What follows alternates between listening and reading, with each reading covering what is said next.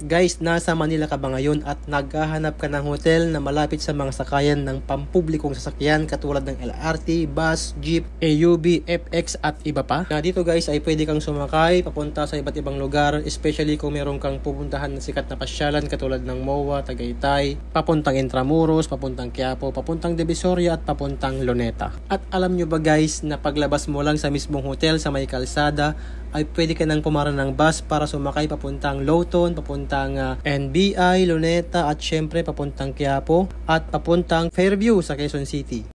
Hi guys, kung meron kayong lalakarin dito sa Manila at galing pa kayo ng probinsya, ngayon kung gusto nyong maghanap ng hotel around Malate area, especially kung malapit sa Malate or area ng Malate ang inyong pupuntahan dito sa Manila, maire-recommend ako itong hotel na ito, Orchid Garden Suites, na kung saan nagbibigay sila ng mababang promo rates sa katulad ng room na to, affordable at kayang-kaya ng bulsa. At ito nga pala ang kanilang tinatawag na standard room na mayroong cabinet, isang maliit na refrigerator na pwede po nating paglagyan ng ating mga natirang inumin at pagkain. At syempre guys, hindi nawawala ang tasa, may kasamang kape yan, at syempre isang electric kettle na may kasamang dalawang maliit na bottled water. Dito naman tayo guys sa kanilang napakagandang CR, napakalinis, napakaaliwalas at syempre paniguradong magugustuhan mo ang kanilang shower dito dahil meron siyang hot and cold na switch. And syempre hindi nawawala dyan ang body wash at saka yung ating shampoo.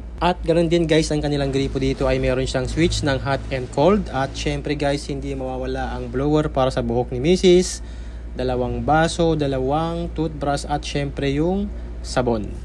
Isa pa sa nagustuhan ko sa hotel na to guys ay malapit talaga ito sa Star City. Ito yung isa sa sikat na pasyalan din sa Pasay na kung saan pwede mong lakarin mula sa hotel at pwede ka nang makapamasyal sa Star City nang hindi na mamasahe. So yun lamang guys for today's video and maraming salamat sa inyong panonood.